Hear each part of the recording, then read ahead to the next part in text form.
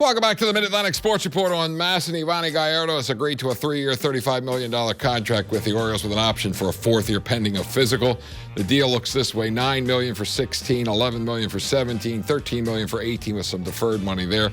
And the Orioles hold the option for $13 million for 2019. And the Orioles are going to have to surrender the 14th overall pick in the draft, which actually turns out to be a little bit later on because they back the draft pick up. Everybody moves up. I don't know whether you understand that. But joining us now from MASNsports.com, Roch Kubatko from wonderful Sarasota, Florida. And Roch, when you got the call that it was finally done, what were your thoughts? I was excited because that was one more thing to cross off the list. We knew it was coming. As Buck said, it's when, not if. It was just, when this is finally going to be official. It is now. It's our understanding he flew in today. Around noonish, he was supposed to start his physical, and now it's just a question of can they complete it in one day where he could be on the field tomorrow.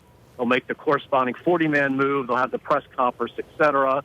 Or will it be more of a 2-day physical, and then we'll be looking at Wednesday. It's amazing how quickly they can move these things along at certain times with certain players. But they did their homework on him already, and there weren't any concerns about whether he'd be able to pass it. There are no concerns medically, so it should be a fairly easy process. As Buck said, we brought the doctors to him. Everybody's here that needs to be here. All the equipment's here, so it's just a matter of time.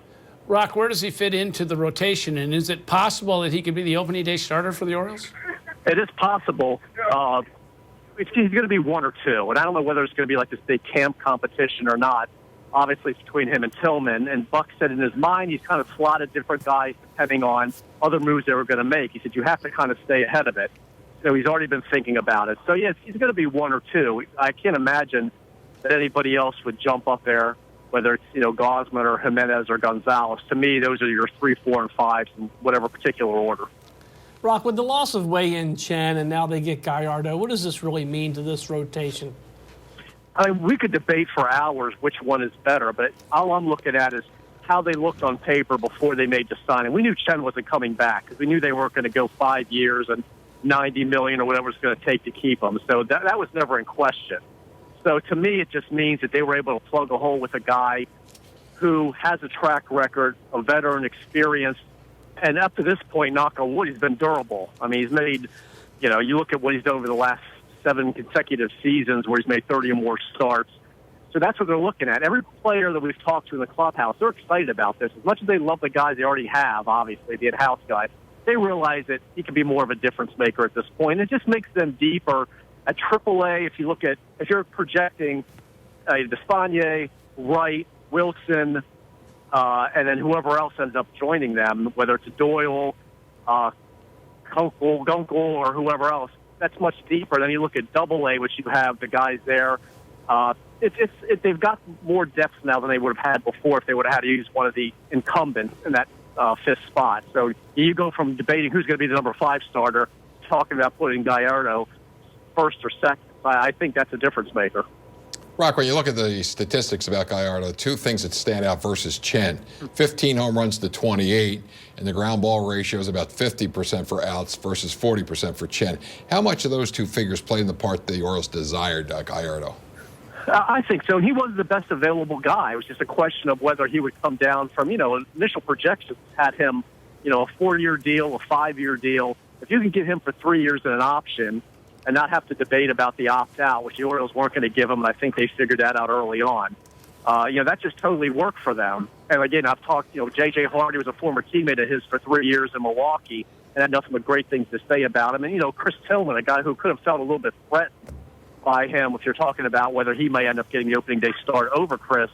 And he was talking about what a big signing this was. I think a lot of it is just that these guys are excited by the fact that the Orioles just appear to be all in, and the fact that they're also talking about maybe adding Dexter Fowler or another outfielder.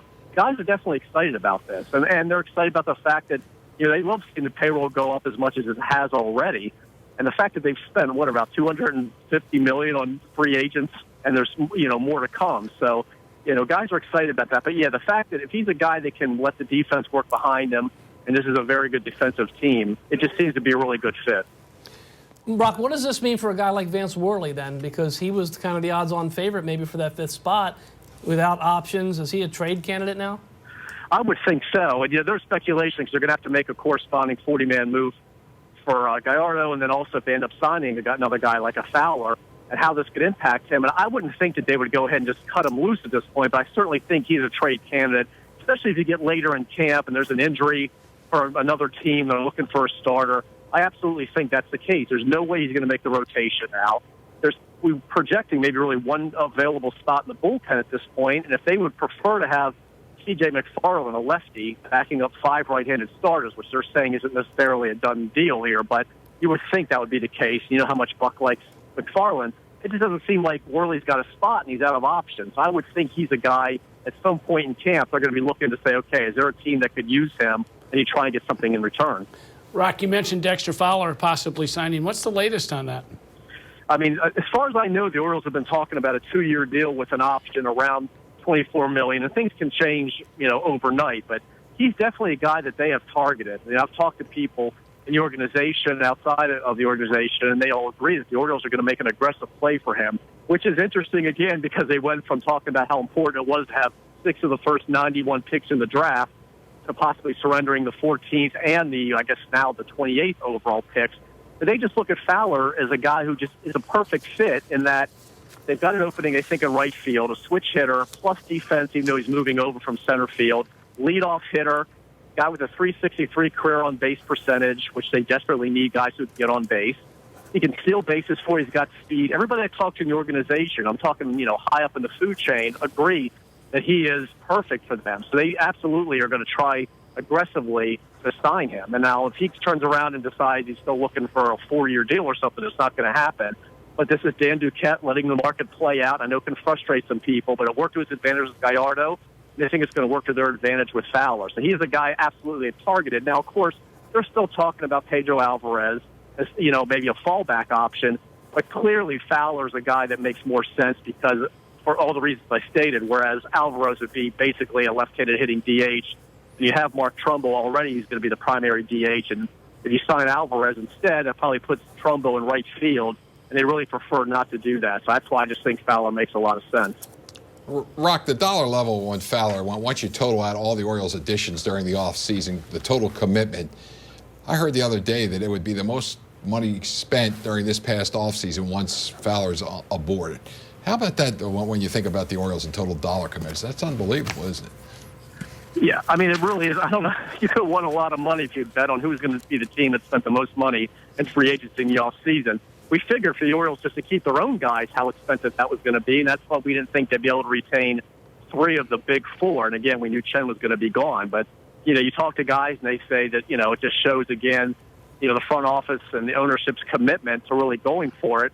And who knows how much of an impact Adam Jones had in all this, because he was the one who sat down with ownership and with Dan Duquette and made it clear, here's what we need to do. And obviously, I mean, they probably already realized that, but the fact that you have, you're arguably, the guy who's the biggest leader on the team speaking up like that, I think that did have an impact. So, they were willing to do this. And who knows, and I hear people have concerns about, but what about after 2018? Manny can be a free agent. You need to extend him and all these other guys, Jones, et cetera. I just don't think they're worried about looking that far ahead at this point. They want to go for it right now. They're trying to win right now. And that window could be closing. So they're definitely going for it in 2016. So, Roch, you at the martini bar right now? I am not, but I'm working on my farmer's stand. The face, the neck, and the forearms. That's pretty much it. Well, we will be reading you tomorrow morning early and later tonight. MASNsports.com, Roch Kubatko, who blogs 24 hours a day, 7 days a week. You never know what you're going to find, but obviously he's devoted to the Orioles coverage and will be there every moment of spring training from Sarasota, Florida.